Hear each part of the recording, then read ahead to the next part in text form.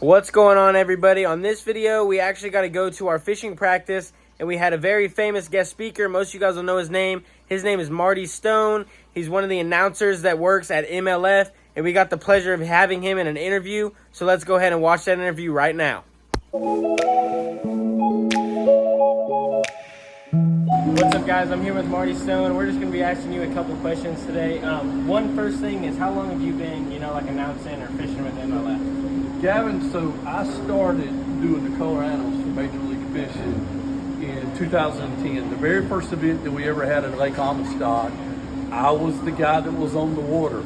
I was the guy that was on the water. I was the guy that was on the stage. I was the guy that was behind the mic. I was the guy that was chasing. We didn't have a clue what we were doing. We filmed and filmed and filmed and filmed, but I was the guy that was in front of the camera because I just had retired from professional fishing. So then I made the transition there, and after multitudes of hours, we come up with our first show that aired in 2011. We filmed it in 10, aired it in 2011, and here we are today in 2023.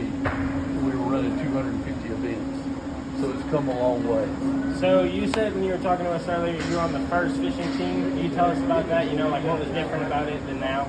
Yeah, Team Sitco back then was one of the bigger national teams that were out there. FLW had done a really nice job of developing the team concept, but Sitco actually took it to the next level.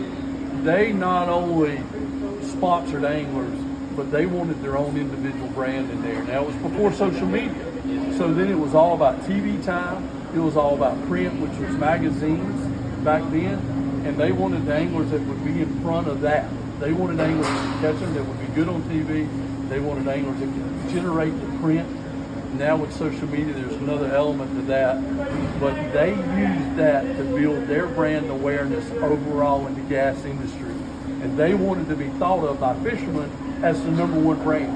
And before the team was ever dissolved, it was the number one brand that fishermen chose throughout the country because of their support of the fishing industry.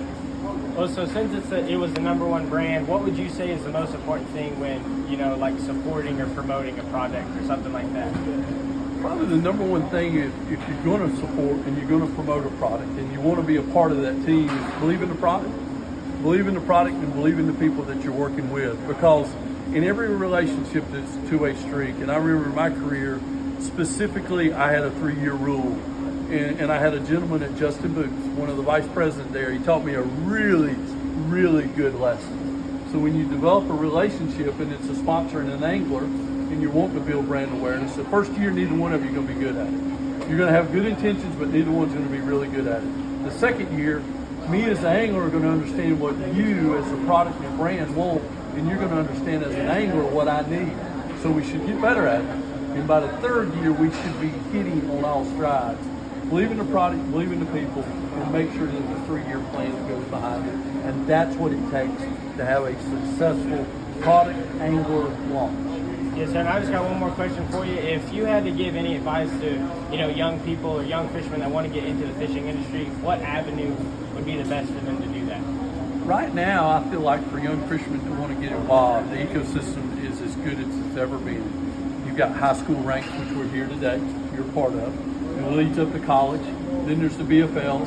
Then there's the Toyota Series. And then there's Tackle Warehouse Invitational. And then the pinnacle that your coach is a part of is the Bass Pro Tour. There's a perfect starting level for everybody, no matter what age. I mean, obviously, like your dad and people my age, we're too old to do the high school and the college, right? So we can jump into BFLs. And they also have co-anglers in the BFLs. They have co-anglers in the Toyota Series.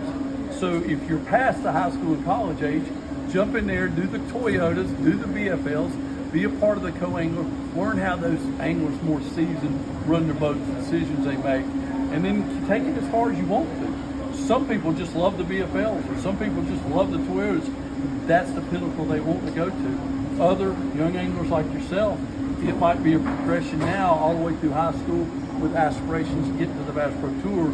And the cool thing now with the high school ranks is you guys have got a lot of tournaments, and two, there's more college scholarships available now than ever for anglers.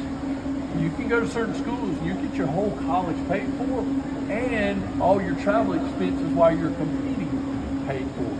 That's a big deal. It was great talking to you. Thank you, sir. Thank you, Gavin. Look forward to seeing you on tour. Look forward to covering you here in the near future. Yes, sir. I'll see you too. All right, everybody, that's going to be it for today's video. We had a very cool interview with Marty Stone. We got to learn how long he's been in the fishing industry, when he started, how he started, and he gave us some tips on how some young anglers like myself and maybe a couple of you guys watching could learn and get into the fishing industry as well. If you guys like this video, make sure to go down, check out the rest of my channel, and follow Protein Seeker for more.